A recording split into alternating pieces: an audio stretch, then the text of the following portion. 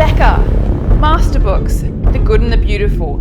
This is the curricula 100 homeschool mums say sucked the joy out of their school year. Let's find out why. Which beloved program crashed into their do not touch list? What single mistake triggered the biggest regrets these homeschool mums warn us about? Is there a hidden pattern, price tag, teaching style, or worldview that turns a shiny curriculum into an epic disappointment? Great question, and so I went deep. I sifted through 408 Facebook comments inside a Christian homeschool forum, built a spreadsheet, and tallied every never again mention. Today we're unpacking 5 curricula with the loudest chorus of regret. 4 you might expect, but 1, well, it even shocked me. I'm Rebecca Devitt, Christian homeschool mum, curriculum reviewer, and recovering curriculum junkie. Give me 10 minutes and I'll help you dodge the biggest money pits. And stick around because the final pick might just flip your Pinterest board around. These rainbow bright worksheets might just come with rainbow-sized tears. When I asked what's your favorite curriculum, Abeka actually landed in the top 10 winners. Many mums love its bright pages, strong phonics, and school-like structure. I used Abeka as a kid myself. Academically, it really does work. Yet in the regret thread, this same curriculum racked up 82 never again votes. One lady said drill and kill city. My second grader spent more time erasing than learning. Another one said, it sucked the joy out of my son. 6-hour days, no joke. And here's another one. It left me well prepped but burnt out, zero love of learning. Why the whiplash with this curriculum? Well, Abeka is about as traditional as homeschool gets. Think full classroom workload transplanted to your dining room table. A typical grade 3 seat package, well, all of its pages can top 1,050.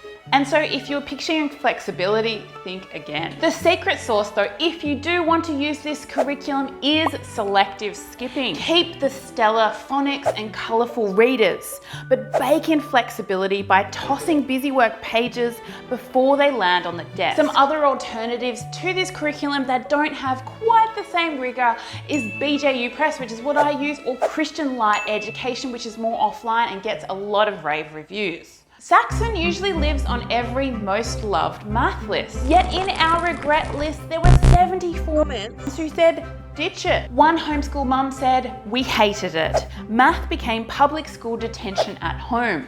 So why the flip? Well, like Abeka, Saxon is old school traditional. Huge spiral sets, daily timed facts, and constant review. And across the entire thread, traditional school-style curricula caught the most flack, with Saxon leading the math complaint. Now this curriculum can shine if you're willing to skip content that's already been mastered and to really cap the drilling and chuck out those pages that are not necessary. If you are going to insist on kids doing every single page, it might be a case of drill and kill. So keep Saxon's rock solid scope, but trim assignments to odds only or focus strictly on new skills. If that still feels heavy, switch to a mastery-based program or any program with a leaner problem set. Now this next one shocked me even more than Saxon.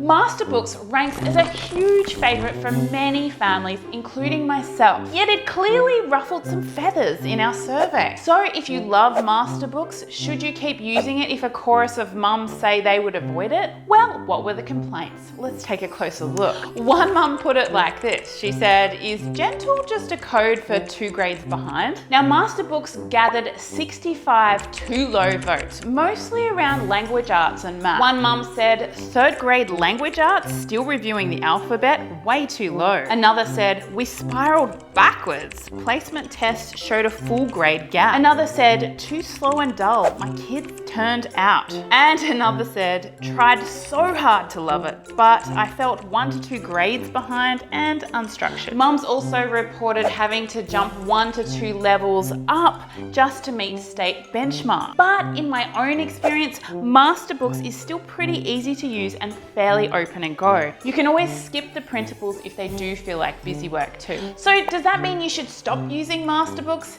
Definitely not. But be aware, if you or your above average kids start to really crave something a little bit more robust, like BJU Press and Abeka, well, then Masterbooks probably isn't going to be your jive. It may feel too gentle and honestly just start to irritate you. Choose it for its laid back pace, and ditch it if you want the heavyweight academics. By the way, if this whole topic has you second guessing your own homeschool choices, or you just want a simpler, smarter way to homeschool, I made something just for you.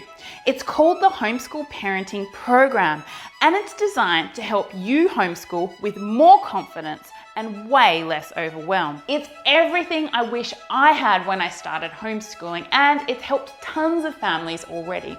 You can check it out in the description box below.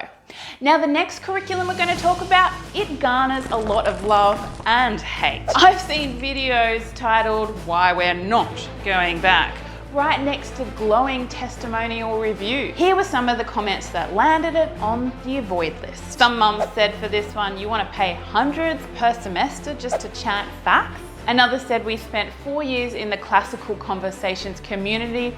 Good memories, but we're glad we're done. Another said, not for our family, too much memorizing, not enough meaning. Classical conversations racked up 59 not for us comments, targeting the very early foundations years in particular. Far too shallow, just memorizing facts, no depth. Another said, my kid kept asking why, and Cece had no answers. Now with this one, you need to be careful of hidden costs.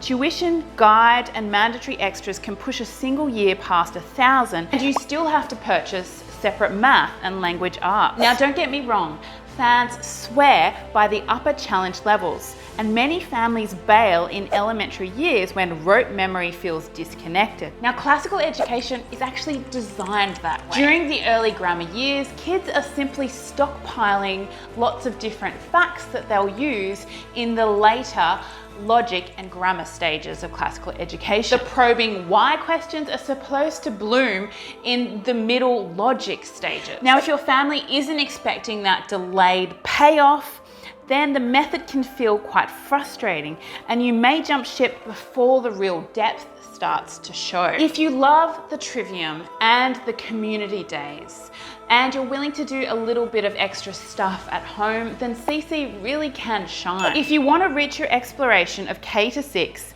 build your own memory work, a more literature-based program, then save your cash. And finally, the curriculum that sparked the largest debate, beautiful on Instagram, divisive in real life. Let's talk about it. This one is free, gorgeous, and wildly popular.